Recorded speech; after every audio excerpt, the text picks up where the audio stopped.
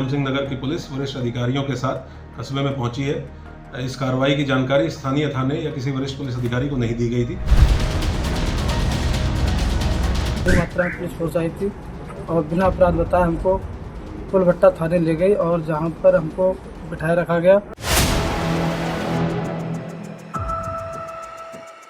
70 गाड़ियों का काफिला, 300 उत्तराखंड के पुलिसकर्मी पहुंच गए बरेली। हो गई बड़ी फजीहत। 1, 2, 3, 4 गिनते जाइए बस आप। आखिर में नंबर आता है 70। जी हाँ, 70 गाड़ियों का काफिला और 300 उत्तराखंड के पुलिसकर्मी जब अचानक पहुंच गए बरेली, लोग हैरत में पड़ गए कि यूपी पुलिस के होते हुए आखिर उत्तराखंड की पुलिस लंबे चौड़े काफिले के साथ भोकाल में बरेली क्या करने आई है। वहीं यह काफिला यूपी पुलिस की फजीहत वाला भी था, लेकिन जाते जाते उत्तराखंड पुलिस ने अपनी फजीहत करा डाली। जी हाँ, बता दें कि बरेली में उत्तराखंड पुलिस ने फिल्मी स्टाइल में भोकाल में छापेमारी की। उत्तराखंड के उधम सिंह नगर जिले की पुलिस 70 गाड़ियों और 300 कर्मियों के साथ बरेली में दाखिल हुई थी।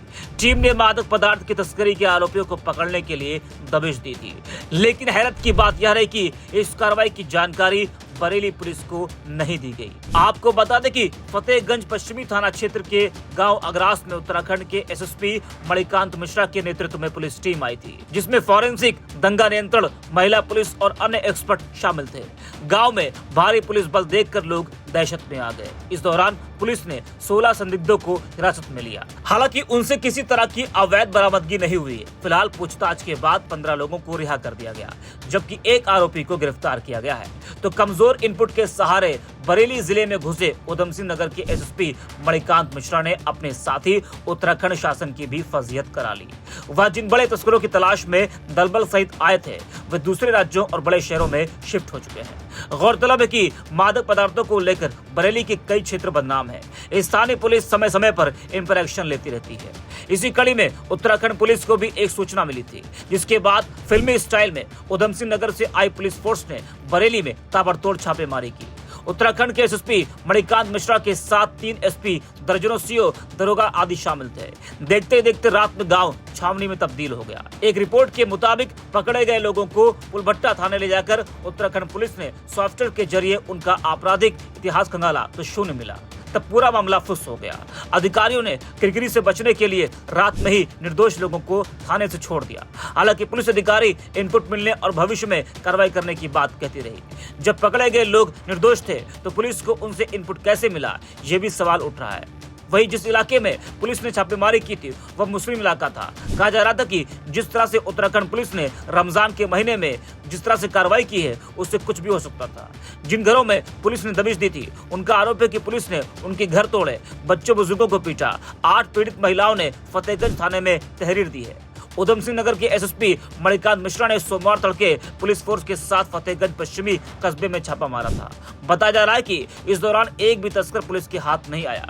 पुलिस ने इसका गुस्सा बुजुर्गों, महिलाओं और निर्दोष लोगों पर निकाला। मामले में जिले के एसएसपी अनुराग आर्य ने कहा कि उत्तराखंड पुलिस ने बरेली पुलिस को इस कार्रवाई की कोई पूर्व सूचना नहीं दी थी।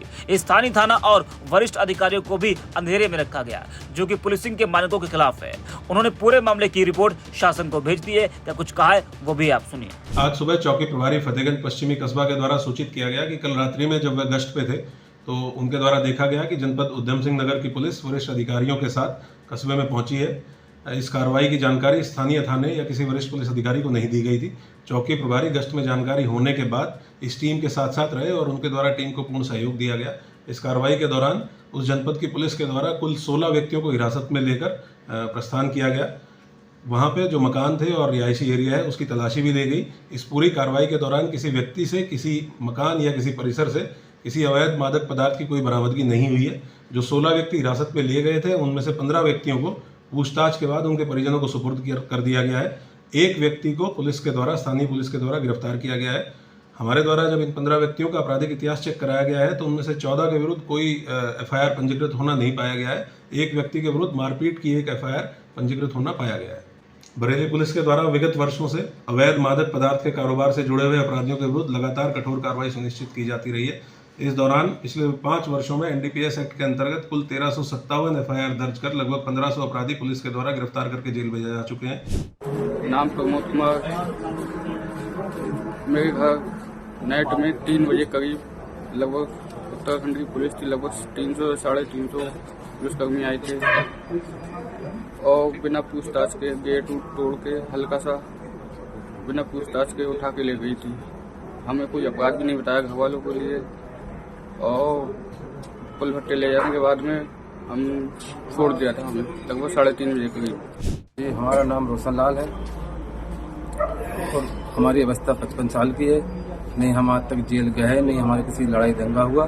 वो हमें सुबह 3 बजे खन पुलिस आई थी, हमें उठा के ले गई और ले जाने के बाद पुल भट्टा पे करीब 2:30-3 बजे खन छोड़ दिया।